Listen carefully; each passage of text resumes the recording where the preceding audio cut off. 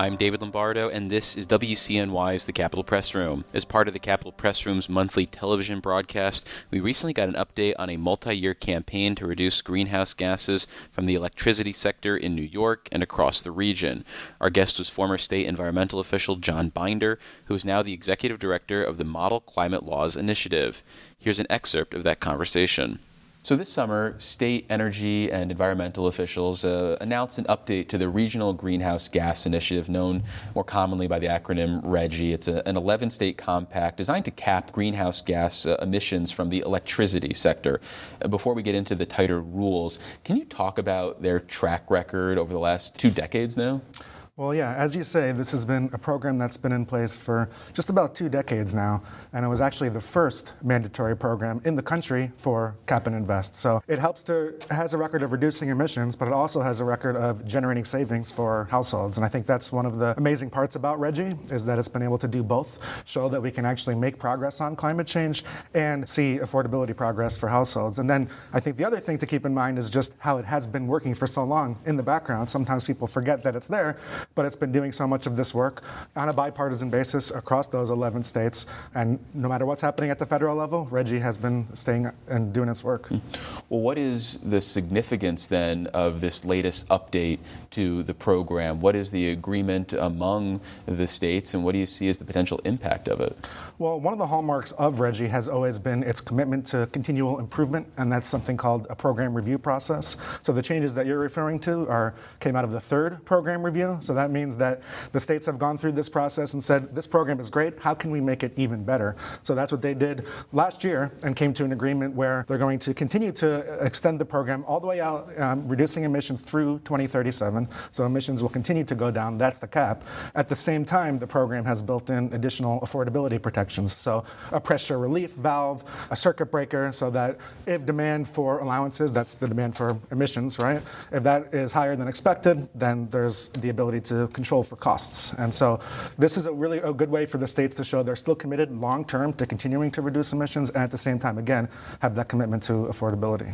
Well, let's talk about that cost side of the equation, because It seemed like, at least to some observers, there was a higher than expected cost with this latest round. So when you think about the pros and cons of this, what do you think about that argument that, hey, maybe we are adding to the overall cost in a way that other states aren't, and other states might also be getting environmental benefits just from energy and efficiency projects and other green initiatives that they might be championing on their own that don't come with this type of price tag? Well, all of those benefits that you're referring to also come from RGGI. So energy efficiency savings, investments in renewable energy, those things are actually funded by the RGGI program. So that price that you're referring to is coming from the polluters. The power plants that are emitting carbon dioxide, greenhouse gas pollutant, they're the ones that are paying this price that you're referring to, which is then being utilized to reinvest into the system. And that is what actually creates those benefits to save households money. And so I think that's really what we should be focused on, is the benefits that the program is providing. Not to mention the fact that the cost of the program in terms of the cost of allowances is not even close to what the actual cost of these greenhouse gas emissions are in terms of their impact on the climate. And so I think we're going to continue to see this program drive emissions down, but more importantly, continue to drive those investments. And then I think the last point to keep in mind is how the market is intended to work this way. The prices are going to fluctuate. It is a market-based program, and so supply and demand is what dictates the price of that allowances, not the state. And so that is able to fluctuate depending on various factors, whether that's how hot it is or how much power is being utilized on the grid, and that's how it's designed to work. You mentioned sort of the societal health benefits of something like that. In the 2 decades that this has been up and running, is it the case that we've already realized some of those benefits, or is this something where we're talking about benefits down the road and we might not necessarily have experienced them yet? It's both, right? So over the course of 2 decades, the emissions have gone down about half from power plants across the RGGI region, thanks to this program. And that has resulted in a huge amount of public health benefits in terms of savings on impacts to hospital visits and premature deaths and things like that, because we have less air pollution. That's benefiting people. Going forward, we're going to continue to get further emission reductions. By 2037, we'll be about almost 90% below where we are now in terms of emissions from this program. So that will have additional public health benefits. And that's in addition addition to all those investments that will have additional benefits in terms of getting more people heat pumps and energy efficiency and weatherization of their homes, which will have them save on their energy bills as well. And we're all obviously feeling those kinds of impacts right now, so that's particularly important. You mentioned the idea of a pressure valve reliefs in case of emergency, break Right. glass. I'll keep the metaphor going Sure. as long as we have time. Where does that come into play, and is that something that's been part of the equation in the past, or is there something unique about the energy landscape now that warrants that type of potential for relief?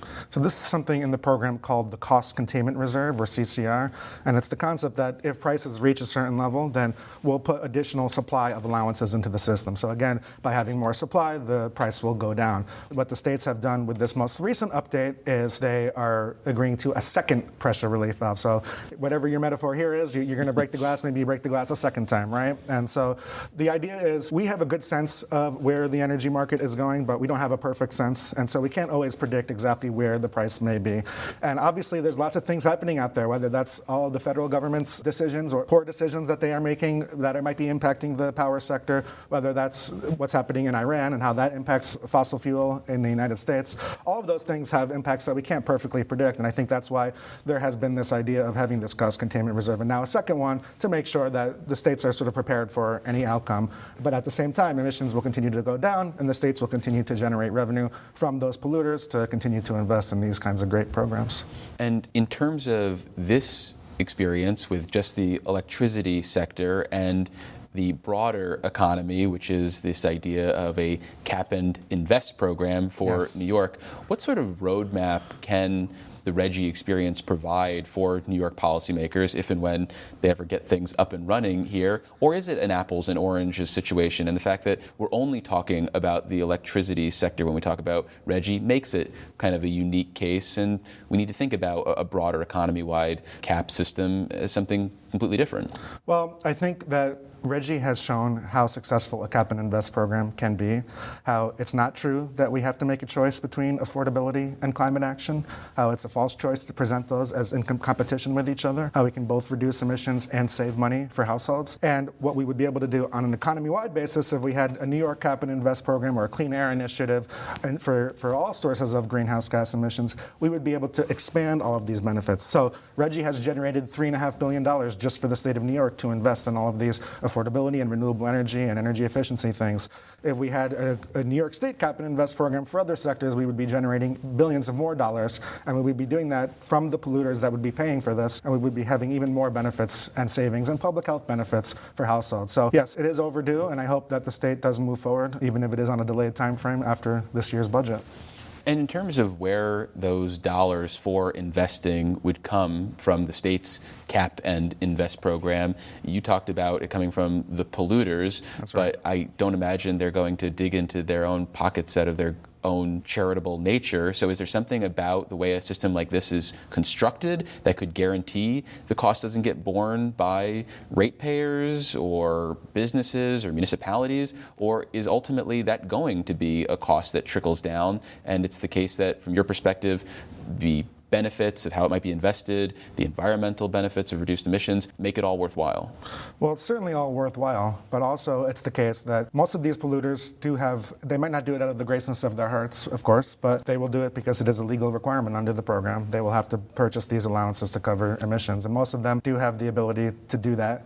In terms of if it affects households, that's why the program is designed, or would be designed, in such a way to continue to invest in things that will actually save households. So people will save money on their electricity bills and on their gas bills once the benefits of this program are up and running. And also the program was designed to have some direct payments back to households, so that some of the money that is coming in would go directly back to households in the form of a credit or something like that, or rebates. But is that an acknowledgement, though, of the fact that some things might become more expensive? You might pay more at the pump under this model, and thus there is a recognition that we need to provide some sort of relief, at least to the lower end income scale?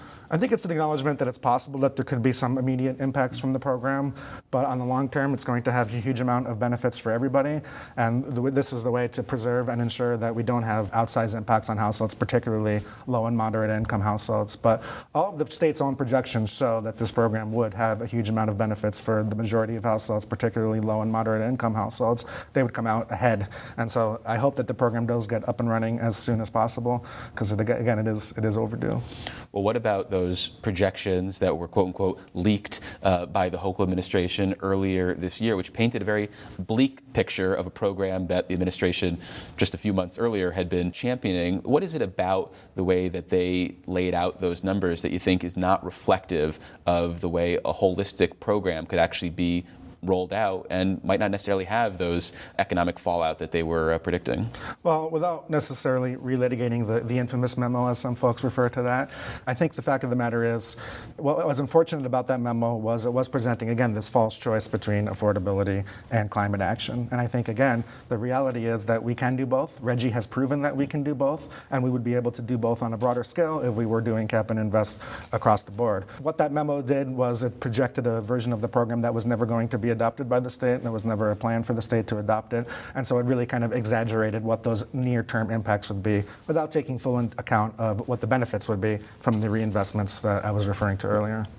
Well, I want to come back to something you alluded to earlier, which is that states like New York and, say, the other RGGI partners that are interested in reducing their greenhouse gas emissions, their overall carbon footprint, are kind of on their own right now. And I think that speaks to work you're doing, which is trying to help states who are interested in navigating this sort of uncharted terrain without the help of federal government. So Can you talk about the expertise that you're looking to provide and sort of the guidance that you're looking to provide to states? Yeah, I work on a project called the Model Climate Laws Initiative, and that's really a joint project of environmental advocates New York and Columbia Law School, the Sabin Center at Columbia Law School. And we're all about providing resources to states. And so we know that state-level legislatures, oftentimes there's lawmakers that want to do this kind of climate work, particularly now in this second Trump administration where the federal government is, not taking any action on climate change and actually making it more difficult for states. So states need those legal resources. They need assistance with bill drafting. They need legal analysis and support.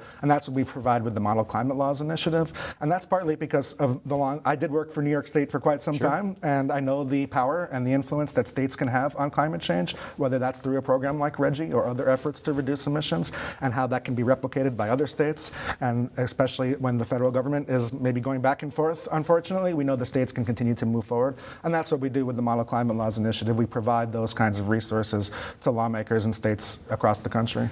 Well, what are the states that you envision helping? Are they states like New York that theoretically have a robust collection of state health and environment and energy officials who should be able to navigate this? Or are you thinking about smaller states that might not have the expertise in-house? I think it's both. Okay. I think a state like New York, yes, has lots of experts that work in the legislature and in the agencies that are capable of implementing these laws. Other states, smaller states, might not have the same kind of staff. They might be a part-time legislature that don't work full-time like our friends in Albany do. And so those folks often do need some additional resources. And it's not a question of their commitment. It's a question of making sure that they have the ability to do what they want to do. And that's where we want to come into play. And so that's going to be in a variety of states across the country. And what we're hearing across the country is states still want to move forward on climate, and they also want to be addressing affordability at the same time. And we've been telling them, you can. Here's an example with something like RGGI, and we can do more policies like this, and we can give you those resources to put those into place. And that was Jon Binder, Executive Director of the Model Climate Laws Initiative, who spoke with us for the monthly Capitol Press Room television broadcast, which airs on your local PBS affiliate and is also available at the Capitol Press Room YouTube page. Support for the Capitol Press Room comes from O'Donnell & Associates, a public affairs firm providing strategic guidance to businesses and nonprofits on navigating policy and regulatory issues. More information is available at o'donnellsolutions.com.